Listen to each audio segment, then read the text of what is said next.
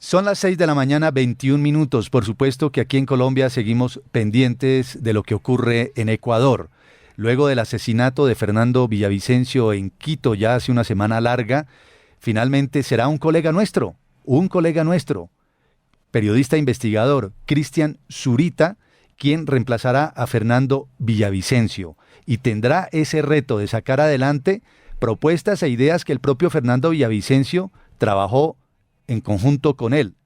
Trabajaron varios temas de investigación ellos y los dieron a conocer permanentemente a la opinión pública ecuatoriana. Pues a esta hora saludamos precisamente al candidato presidencial Cristian Zurita aquí en Radio Red. Bienvenido, señor Zurita, gracias por su tiempo, sobre todo, es usted muy amable. ¿Lo puedo presentar todavía como periodista o ahora que ya es candidato presidencial, ese ejercicio como tal cesa? Me pareció leer en un medio ecuatoriano que usted decía, fui periodista hasta el sábado pasado, ahora es otro cuento. Pues claro, las circunstancias han cambiado tremendamente y pues he tenido un paso abrupto del periodismo, sí, a la militancia política al más alto nivel, luego de haber aceptado esta honrosa propuesta de suceder a Fernando Villavicencio en su proyecto político, que le iba a ir muy bien porque tenía pues una sólida votación, se encontraba creciendo y tenía pues una estrategia de trabajo territorial muy poderosa. En esas circunstancias es cuando se da el crimen, y bajo esas circunstancias pues no me ha tocado más que aceptar el reto que deja un amigo, sobre todo para honrar su nombre y evitar que su trabajo y sus principios pues pasen al olvido. Claro. Cristian, a estas alturas de la investigación y de todo el proceso que se viene adelantando en Ecuador tras la muerte de Fernando Villavicencio, le pregunto, en su condición y calidad de periodista investigador, incluso dispuesto a dar la vida por la búsqueda de la verdad de los acontecimientos, ¿usted tiene más o menos claro quién pudo estar detrás del crimen de Fernando Villavicencio? Sí, tenemos unas líneas y unos vectores que tenemos que trabajar a profundidad en la medida que podamos construir una teoría de los hechos, ¿no? Independientemente de lo que pueda actuar tanto Policía Nacional con la Fiscalía General del Estado en acuerdo con la cooperación que debe entablar con los Estados Unidos y el apoyo del FBI que llegó al Ecuador justamente para colaborar, espero que sobre todo en temas metodológicos, porque una de las grandes falencias son las condiciones arbitrarias y discrecionales de los cuerpos de investigación en el país. Son por demás subjetivos y ahí siempre se generan problemas. Con eso esperamos que ellos sigan la investigación su curso independientemente. Luego de que terminemos este periodo, pues yo me he comprometido a continuar a identificar que esto no quede en la impunidad. Desarrollaremos pues nuestros propios métodos de trabajo y pues veremos cómo llegamos a descubrir a los responsables de este horrendo crimen. Pero evidentemente hay mafias nacionales o internacionales detrás del crimen o qué pudo haber como motivo detrás de ese magnicidio. Bueno, a Fernando lo matan porque era una amenaza y porque sabían que efectivamente él podía generar los cambios que había señalado con total claridad con respecto a la lucha de las mafias políticas. Él dijo con claridad que se debía intervenir y militarizar los puertos ecuatorianos de carácter privado por donde sale sobre todo la droga hacia Estados Unidos y Europa, ¿sí? Droga que es manejada por tres flancos del narcotráfico internacional, el cartel de Sinaloa, el cartel Jalisco Nueva Generación y pues de la línea albanesa que maneja buena parte del tránsito de estupefacientes hacia el sur de Europa, sí, que es sobre todo Turquía y el norte en Bélgica en el puerto de Amberes. Entonces, bajo esas consideraciones nosotros entendemos que si bien son gatilleros quienes acabaron con la vida de Fernando, eso solo pudo haberse dado bajo un acuerdo al más alto nivel para cometer un magnicidio, porque un gatillero no tiene el poder político para matar a un candidato a la presidencia y sobre todo un hombre tan relevante, sí, e importante, porque era el más destacado de los candidatos. Claro, Cristian, pues a veces obviamente las comparaciones son odiosas. Siempre se hablaba que Fernando Villavicencio, pues infortunadamente repitió como esa historia que tuvimos en Colombia hace ya muchos años por el asesinato también de Luis Carlos Galán, un candidato también a la presidencia. En ese caso le sucedió César Gaviria, también igual que usted, le dejan a usted esa posibilidad y él sí fue y llegó a ser presidente de Colombia. ¿Contempla usted la posibilidad efectivamente también de recibir ese favoritismo de su pueblo y ser el próximo presidente ecuatoriano?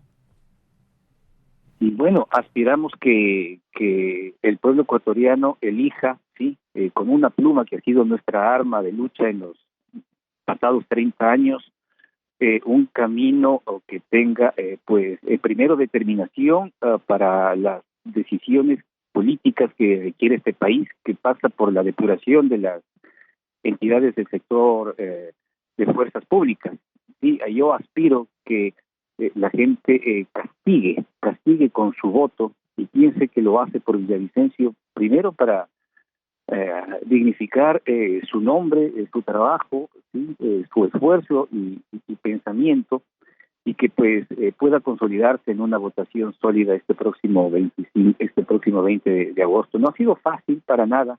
El crimen sucede a 10 días de las elecciones, momentos en los cuales hemos tenido problemas con el Consejo Nacional Electoral al terminar de inscribir y oficializar la candidatura, no poder contar con pauta publicitaria para pasarla a través de los medios de comunicación, y con todos estos temas que nos ponen con una cancha en contra. Básicamente tenemos dos días de campaña, y sin embargo espero que sea el tiempo suficiente como para que el pueblo ecuatoriano castigue a los mafiosos, a las mafias políticas, voten por Villavicencio y podamos llegar al gobierno. Cristian, una de las características que siempre ha distinguido a Ecuador ha sido esa paz y esa tranquilidad que se vivía y que está alterada en estos días. Pero yo quisiera preguntarle, más allá de todo el tema de seguridad que se vive ahora, ¿cuál sería su primera tarea, lo primero que usted haría si llegara a ganar la presidencia del Ecuador? Bueno, hay que llegar y emitir en primera instancia el decreto 002 será eliminar la tabla de drogas que quedó instalada en el gobierno de Rafael Correa y que ha sido pues el motor para que los microtraficantes puedan existir y hacer su trabajo a nivel de los barrios periféricos, sobre todo de la costa, ¿sí? Con la eliminación de esa tabla, ¿sí? Y el reemplazo de una lista de posibles personas que tienen problemas de drogas, pues creo que acabaremos el problema. Y luego un proceso claro de depuración de la policía. A la policía hay que obligarle, ¿sí? Hay que obligarle a decidir de qué lado está. Y el momento en que se tome justamente esa decisión, tendrán que entrar a combatir con todas las fuerzas, ¿sí? A los grupos criminales que gobiernan buena parte de la costa ecuatoriana, y es donde se dan los grandes problemas. Mire, nosotros conocemos que las bandas criminales que gobiernan la costa tienen aproximadamente 32,000 miembros, divididos hasta en 4 y 5 bandas, ¿sí? Son un número gigante y obviamente representan una condición extrema de lo que significa una economía criminal. Y sobre eso habrá que buscar formas de apalancamiento de inversión social para que, en la medida que se actúe con determinación y fuerza, ¿sí? También exista un camino de inversión, porque el gran problema de este país es la pobreza. Es por eso que estamos abocados a todos estos enormes problemas nacionales, justamente por la falta de inversión y la falta de capacidad de acceso al empleo de los jóvenes y la correcta educación de los niños y adolescentes. Finalmente, Cristian Zurita, candidato presidencial de Ecuador, ¿cómo está su seguridad? ¿Se la reforzaron? ¿Confía usted en la policía? Ahora que dice usted que le gustaría depurar a la policía, sobre la cual también hay algunas sombras, algunas dudas en relación con el magnicidio, ¿usted se siente tranquilo con su actual esquema de seguridad? Y tengo que tener confianza. Sí, el Estado me está brindando la seguridad al más alto nivel. Y pues, si bien yo entiendo que existen problemas, he sido periodista, conozco a profundidad la problemática, el alma y la identidad que tiene la policía, cómo se comporta y cuáles son sus vicios y fortalezas. Pues y si bien entiendo que pueden existir problemas, tengo que confiar en esta importante cápsula de seguridad que me han brindado. Hay cosas nuevas en mi vida que han cambiado totalmente, el hecho de tener que usar en todas las salidas chalecos antibalas, viajar en autos blindados y ahora pues tener al menos 6 escoltas que cuidan cada uno de los flancos por donde me muevo. Es totalmente extraño para mí, pero debo aceptarlo. Yo cuando decidí asumir este enorme reto de salvaguardar el nombre, el prestigio y la voz de mi amigo, pues sabía lo que debía enfrentar. Pues Cristian, muchísimas gracias por atender esta llamada, además tan temprano aquí en Colombia. Me imagino todo el ajetreo, el trajín de lo que implica ser candidato presidencial con opciones reales, honestas de llegar al poder. Reciba nuestra solidaridad por parte del pueblo colombiano. Solo tenemos admiración y cariño hacia nuestros hermanos ecuatorianos. Que todo salga bien, Cristian, colega, periodista y ahora candidato presidencial. Por sus palabras, muchas gracias por esa solidaridad. Él es Cristian Zurita, ha sucedido a Fernando Villavicencio y ha dicho cosas muy, muy importantes, muy interesantes, que vale la pena tener en cuenta. Se ha comprometido en primera instancia a que el crimen de Fernando Villavicencio no va a quedar en la impunidad.